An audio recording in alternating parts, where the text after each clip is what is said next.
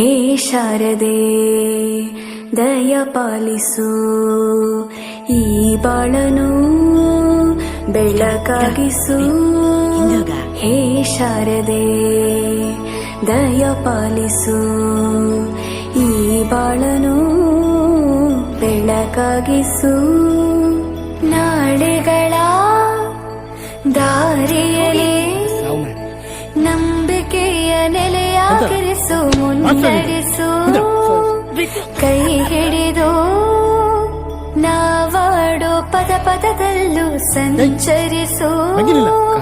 ಹೂವಲ್ಲಿ ಜೇನು ಗುಳಿ ಕಟ್ಟದೇನು, ನೀರಲ್ಲಿ ಮೀನು ಅಡಿ ಮುಟ್ಟದೇನು, ಆ ದೈವದಾಜ್ಞೆನೇ ಎಲ್ಲಾನು.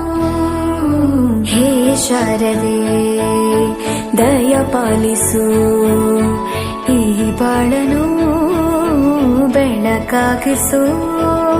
ಹೇ ಶಾರದೆ.